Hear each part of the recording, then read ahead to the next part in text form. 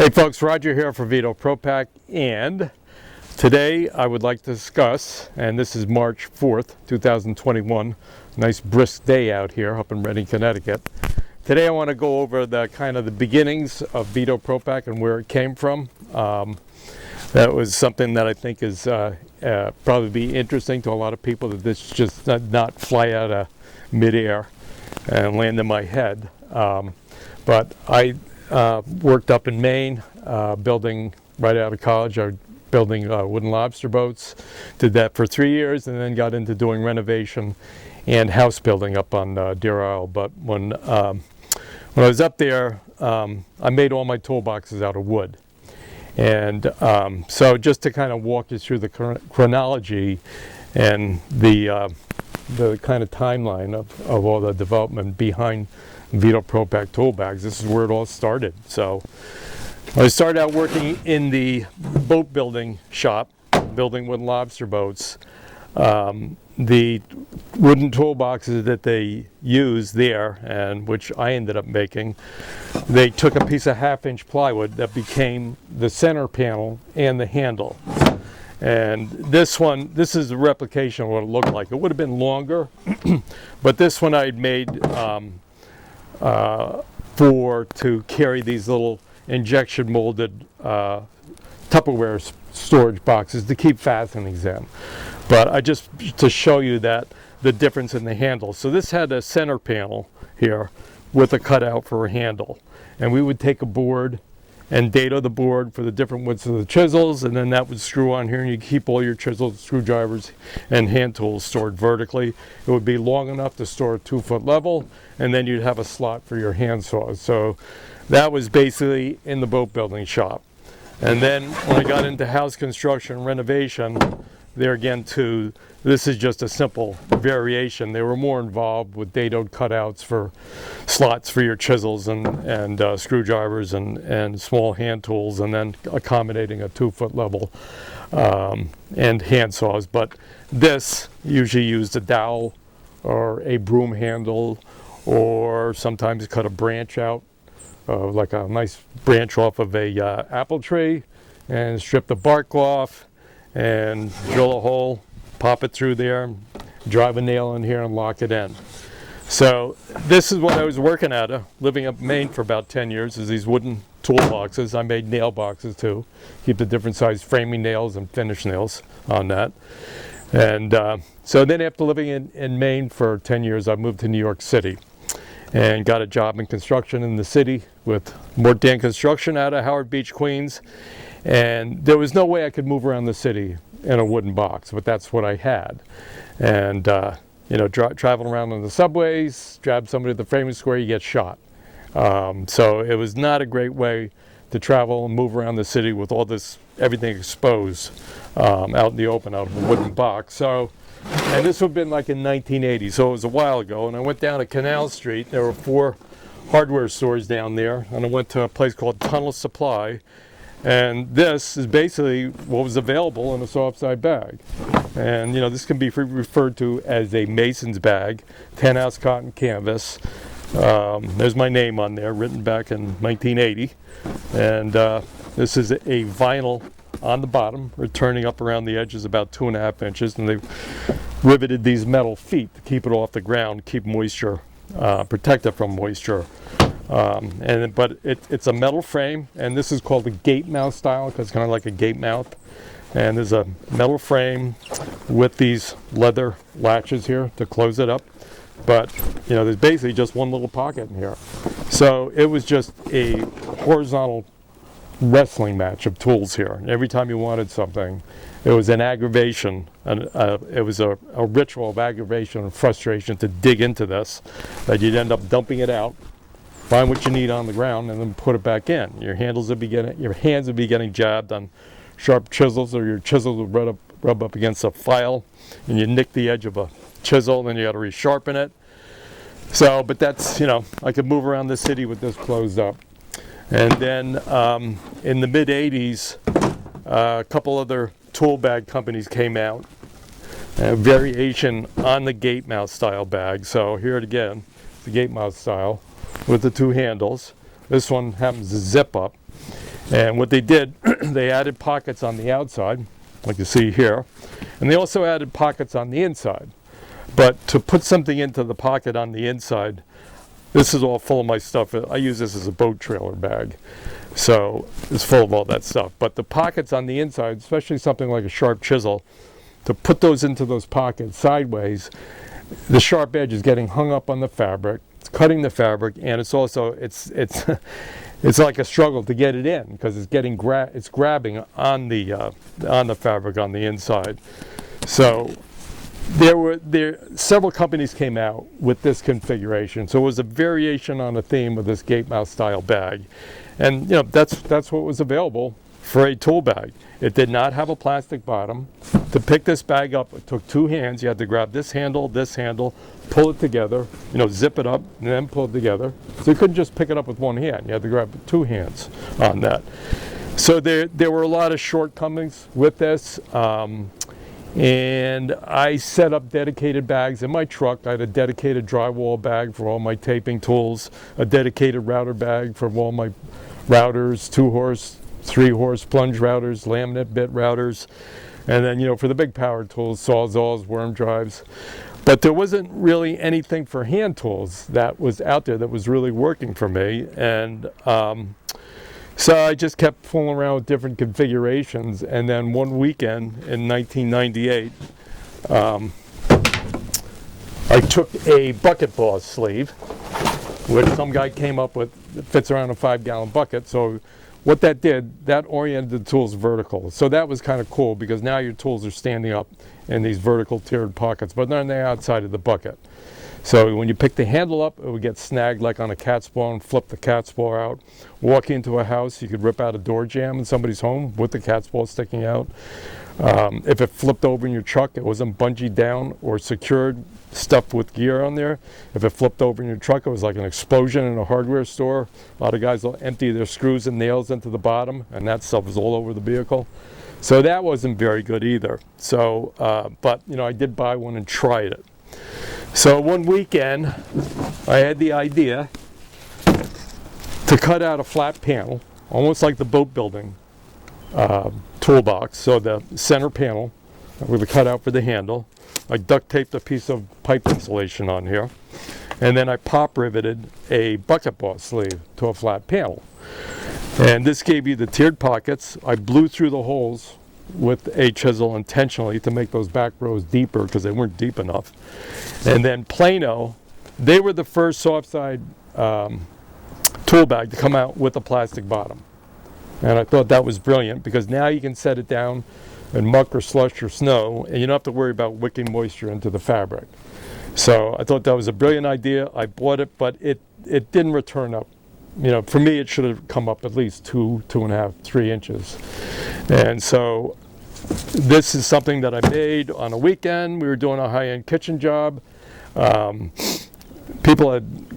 guys had put the countertops, granite countertops in on a Friday. I told the people they could put away their hot plates and start cooking in their kitchen for the weekend. We'd be back on Monday to put all the drawer and cabinet pulls on. So I came in with this, and it was a beautiful May morning, and the two guys that were to help me were going through all the folded up tarps and the tools in the pantry, and they said, "What the hell's that?" I said, "That's my new tool bag." And it wouldn't stand up, so I leaned it against the Sub-Zero. And I said, "You guys are digging around through your tool bags. You're hearing heavy metal music in your head. I'm hearing classical music. I'm sipping my coffee, and I can just select the tool," because everything was stored vertically for quick and easy access. And I visualized this whole thing being able to stitch up, or rather with flaps on it, close up, so everything was protected. And I worked out of it for about, it was probably about 2 months. And I decided this would make an awesome configuration for a tool bag. And so this is where it started. So I actually reached out to a couple of tool bag companies, and the fact that it had injection molded parts, they felt that the price point would be too high and got turned away. I had no idea about that, you know, going into manufacturing on this. I thought I'd license it, but that they felt that the price point would be too high to get the return on the investment on the tooling. So with that said, I said, well, I'm gonna have to do this on my own. So I had another sample made, was a guy that ran a car, boat and seat cover shop.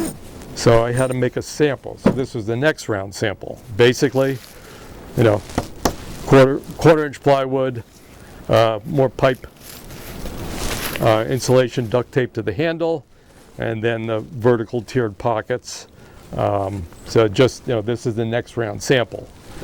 And so after getting rejected from the other tool bag companies, I, you know, trying to figure out how the heck am I going to get this done on my own.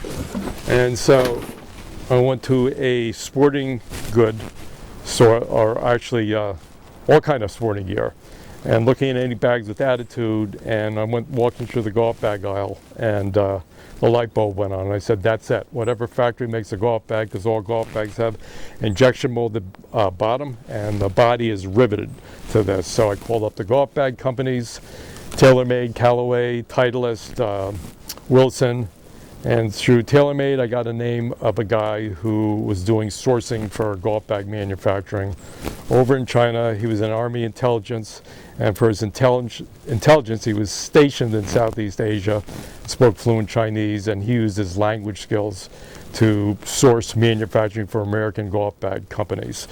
So I flew out, met with him, brought out my sample and my drawings, and then, you know, he took it to China. He said, it's a good idea. He said, we'll get our first round sample made. I got to leave for China in a couple of weeks and we'll get it started. So our first round sample came back, and for the handle and the injection molded base, was supposed to be the injection molded base handle and the base, they just replicated it in particle board.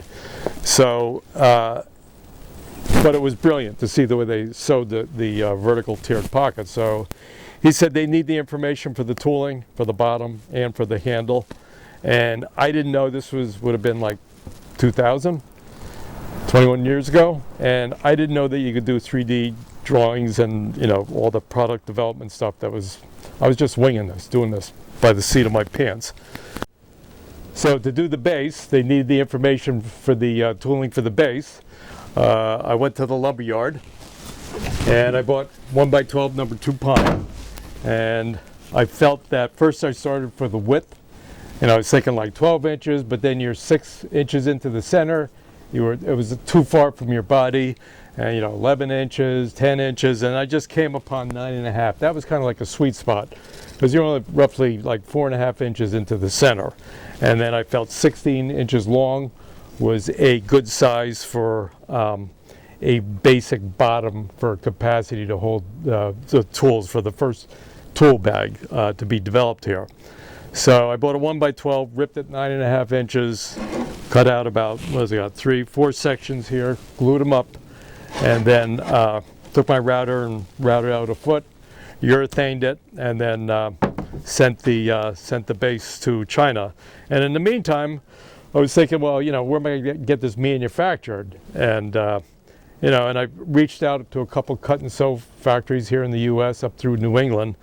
And you just go in there, and there was no way they could make what I had in mind with the injection molded parts. They didn't do the injection molding. They didn't have the riveting capacity. And so it was like, that's when, you know, the idea of using a golf bag factory, and all the American-made golf bags are now, they used to be made in the U.S., but they're all made overseas. And I thought that's what could make it is a golf bag factory. And then he said they need the handle, the information for the handle. So took 1/2 inch paint grade plywood and then whittled out the handle, the shape I wanted for the handle. And then I clamshelled the grip, because I was going to cut all the ergonomic detail out of that. And I bought a Dremel tool, which I said I would never own, but I bought it and I was going to cut that out.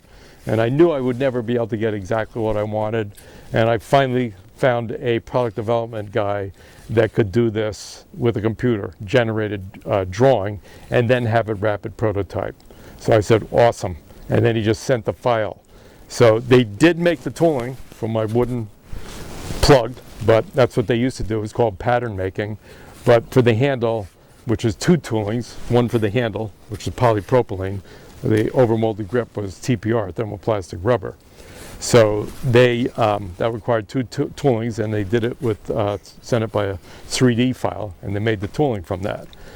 So so that was, you know, once he sent that and they had the toolings in it, I went to China, and it was over a 1-year period, and it was 3 trips, and then, you know, the first round sample was all black, kind of looked like this, no detail was on it.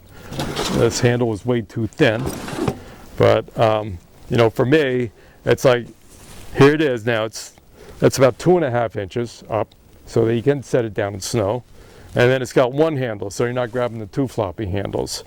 So this is the very first round sample, and then, you know, started to develop the detail on the outside, the vertical webbings, the horizontal webbings, which gave you an opportunity for storage. These zippered pockets, put a little logo on there, thickened up the handle. The handle was thicker now, it felt better. These do get heavy, so this is in proportion to the load on that. And, you know, adding the zippers on the back side. I didn't have any pockets on the end, so that was the next round sample. And then, you know, when we finally went into production, it ended up looking like this. So this, as you can see, it's an old one, but, you know, this is what it looked like. And, you know, with this, you're going to know it put up, and you can see all your tools, instant access to all your tools. And it was so radically different that anything on the market, and I launched it at $19.95, everybody thought I was nuts, because most bags were $29.95, maybe $49.95. So, but, you know, it was so much better than anything that was out there that, you know, it took off on that. So that's basically, you know, kind of where it all started, is just, you know, flying by the seat of my pants, and just, you know, the desire to get something that actually worked was very important. I had no idea about, you know, building a whole business around this. I just wanted to get one started and get it out there, one for myself so that I could use one. And I figured if it worked for me, it would work for everybody else. So, you know, this is now the XL, you know, what it looks like now. And, you know, a lot of people now own our bags. And so it's just something that, you know, 25 years ago, I had no idea I'd be doing this. And so it's just the impetus to get this done. And so there it is too. So that's the story behind Veto Pro Pac, and just wanted to share that with you all, and thanks for all your support.